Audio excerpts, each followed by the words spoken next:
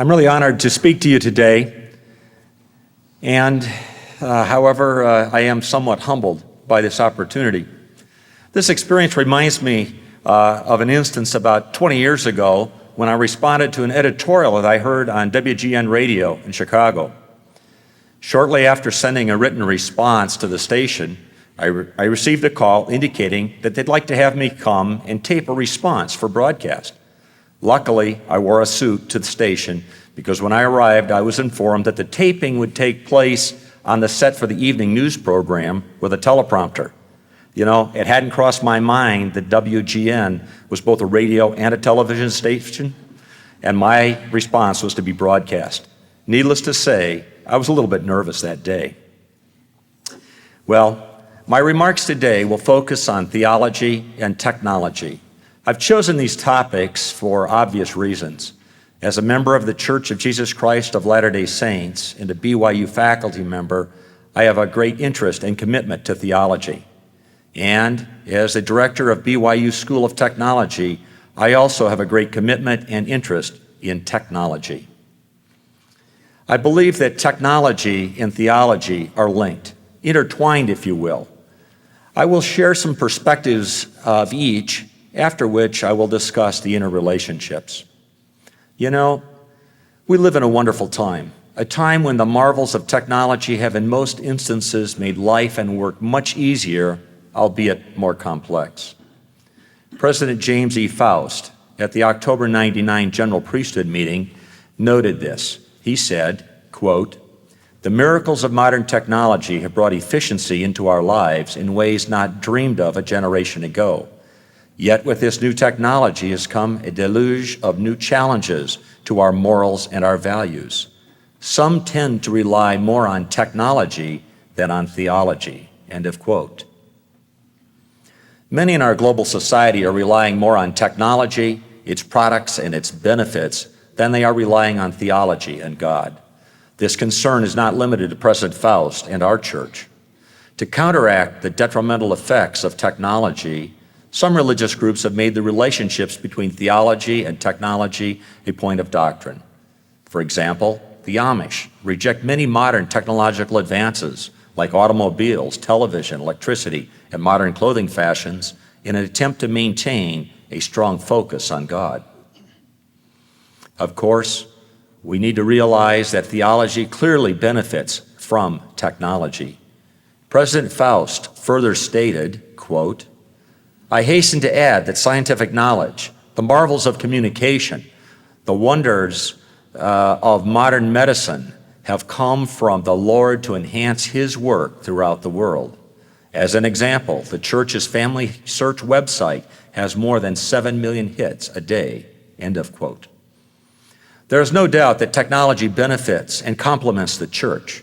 While I will discuss the benefits in more detail later, it must also be understood that technology is like a two-way street. It goes both ways.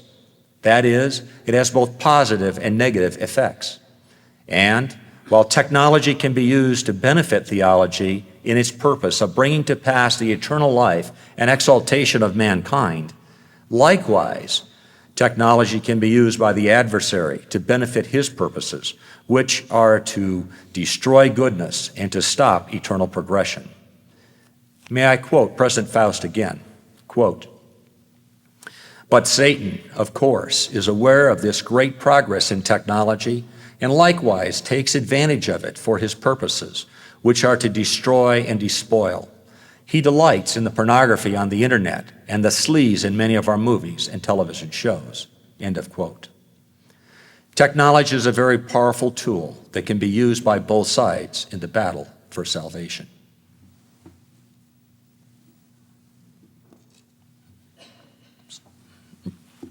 At this point, I'd like to discuss technology. My comments may seem a little academic. However, I will try to refrain from technobabble, which is using confusing technical jargon. I'll try my best. What is technology? If we were to conduct a Jay Leno-type jaywalking survey, asking people on the street what technology means, I would predict that 95% of the respondents would answer with the word computers, or maybe the internet, or something closely related to computers or the internet. Does technology equate to or mean only computers? I think not. Today, there does not seem to be a clear definition of what technology is. The term has many meanings. To some, it means applied science. To others, it means gadgets, devices, and machines. To yet others, it means a complex social enterprise or a process. What then is technology? First, let's look at the dictionary definition, which is 1, the application of tools and methods. 2, method of applying technical knowledge. 3, sum of a society's or a culture's knowledge. There are 2 words in this definition that resonate: knowledge and application.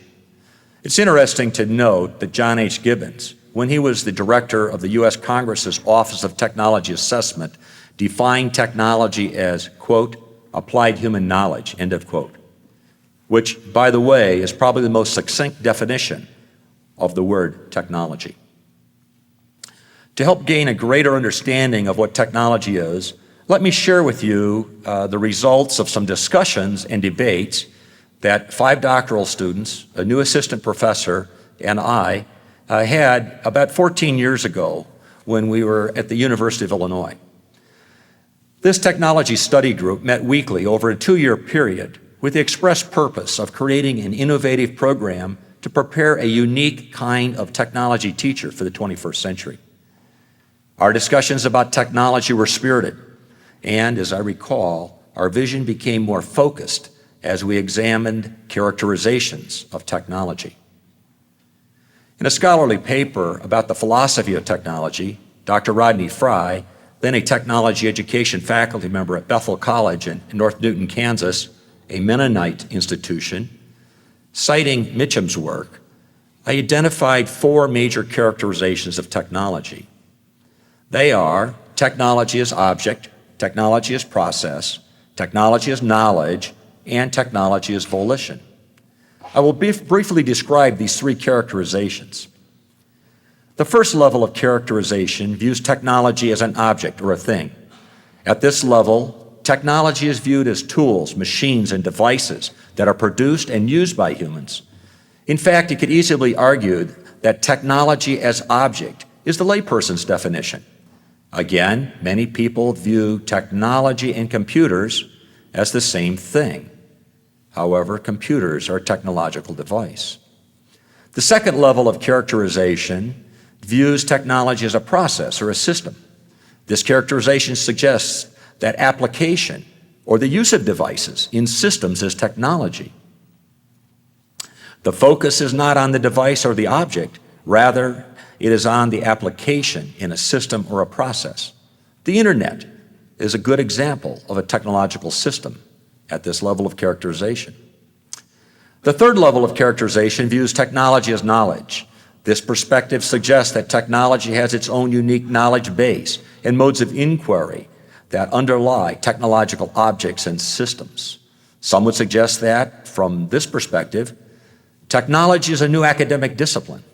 And, in fact, in the early 90s, I wrote an article in support of that proposition. Remember our definition of technology?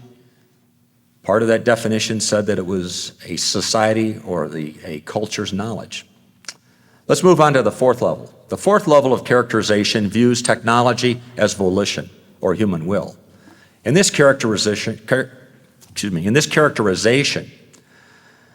the objects and processes and knowledge of technology all become a means to extend capability to meet human needs and human wants. Volition means the ability to make conscious choices about which technologies to develop and use. It also suggests that humans can control or be controlled by technology.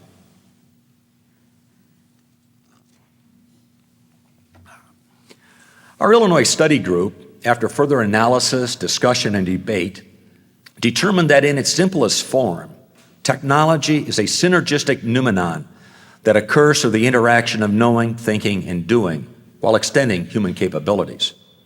Now, if any of you know what a noumenon is, you get an A for the day. I'll tell you what it is now.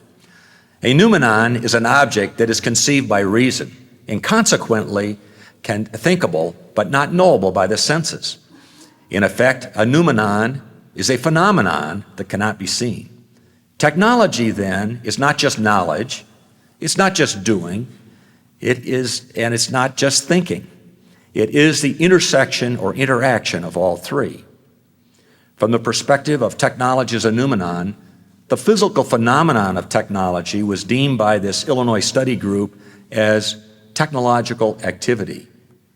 In effect, what most people consider technology to be, from our perspective, was actually technological activity. Whether my definition of technology is accurate or not, technology should suggest action or interaction, but it's not just application or doing.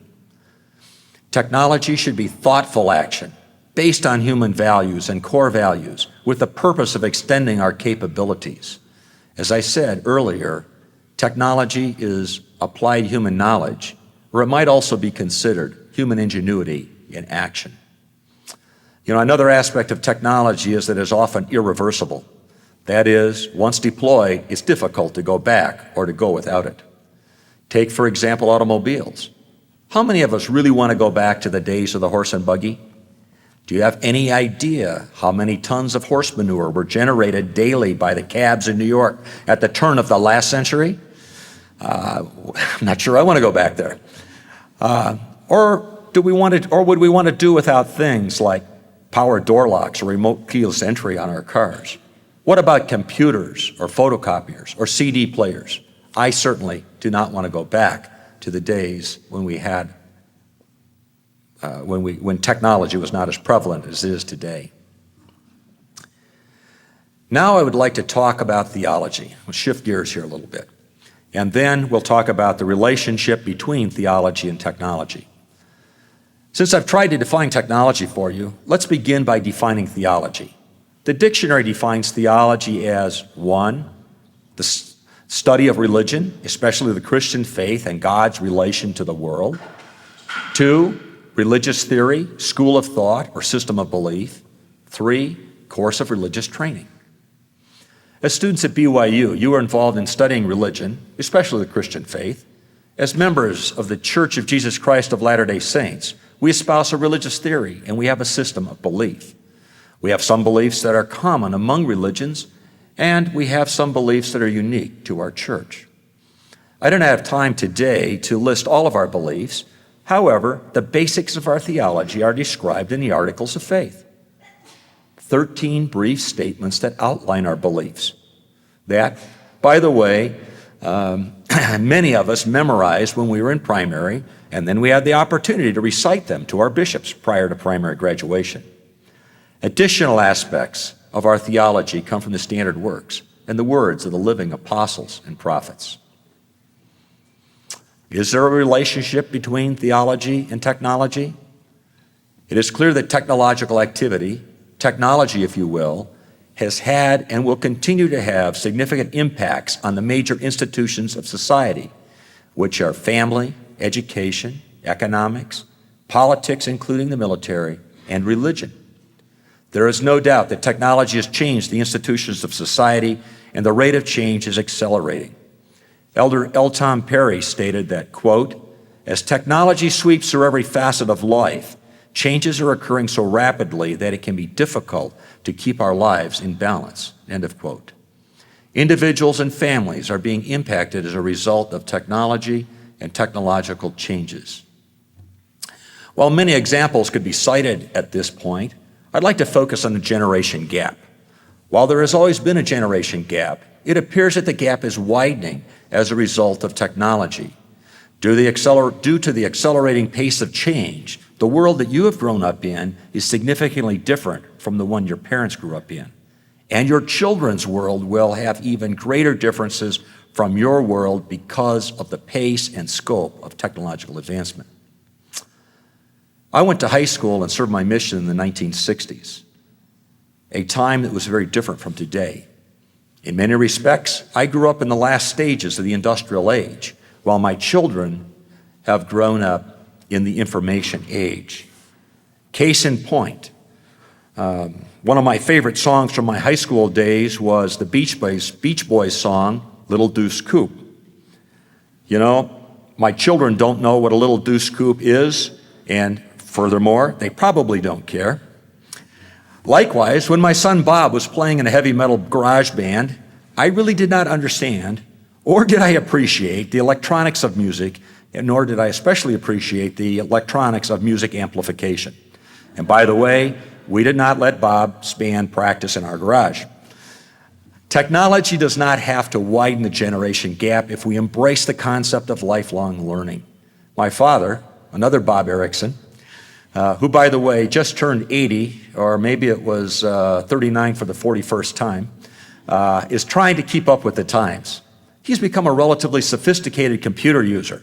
Last fall, he and his brother Gene attended Comdex Las Vegas, one of the largest computer trade shows, and they attended to keep up with the latest and greatest computer stuff.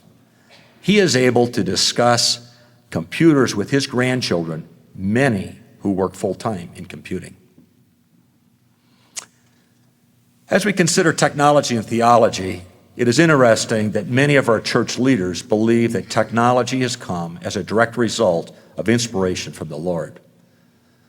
Elder Joseph Fielding Smith, in the October 1926 General Conference, stated the following, quote, "I maintain that had there been no restoration of the gospel and no organization of the Church of Jesus Christ of Latter-day Saints, there would have been no radio, have been no airplane, and there would not have been the wonderful discoveries in medicine, chemistry, electricity, and the many other things wherein the world has benefited by such discoveries.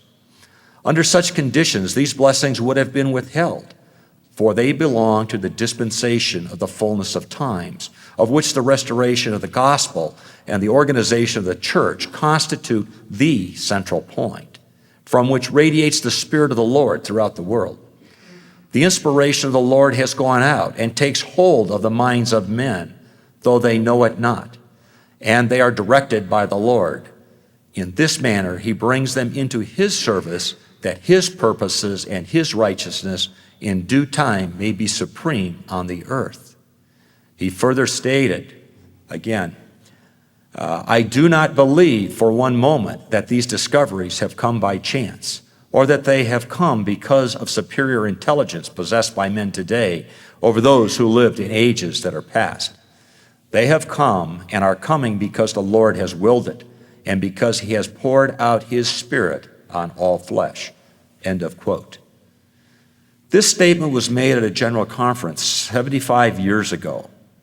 As we contemplate the technological innovations since that time, we can see the Lord's hand in providing the technologies to further his work. Early leaders of the church embraced technology.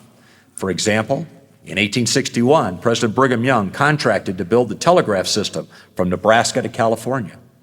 He also used this opportunity to build a telegraph line from southern Idaho to northern Arizona to connect the members of the church in the Intermountain West.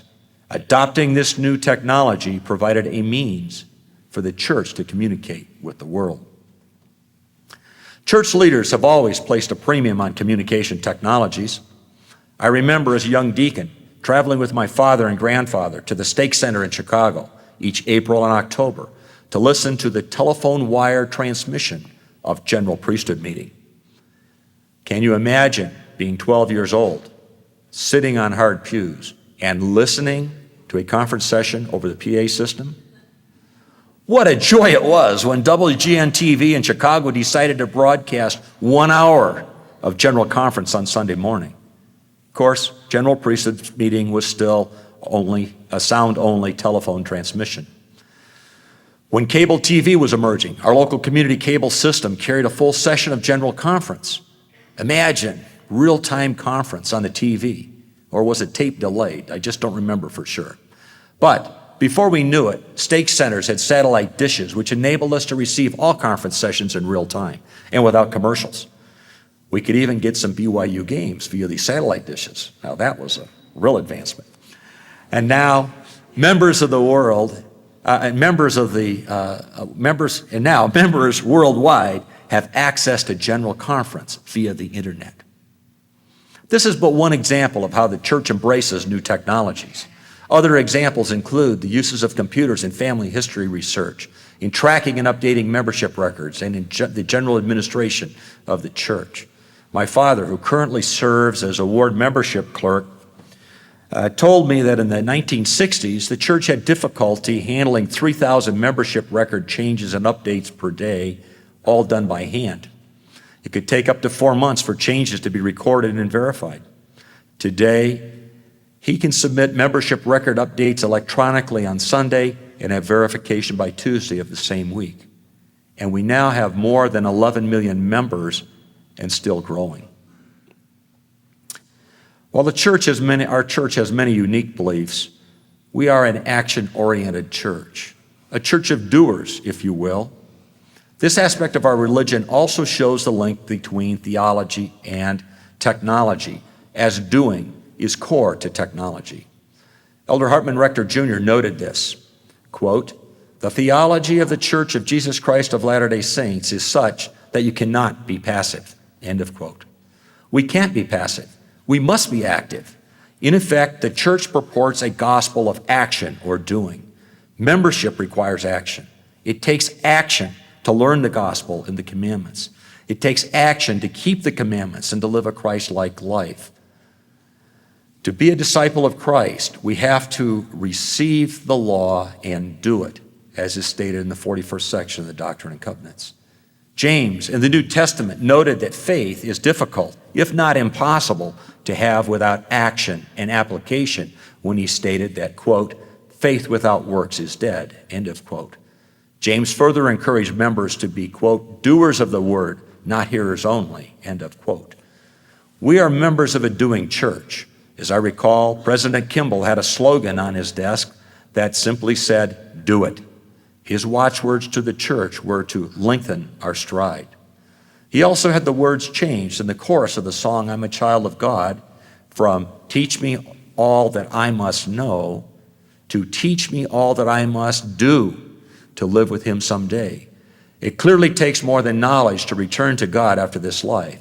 It takes knowledge and thoughtful action.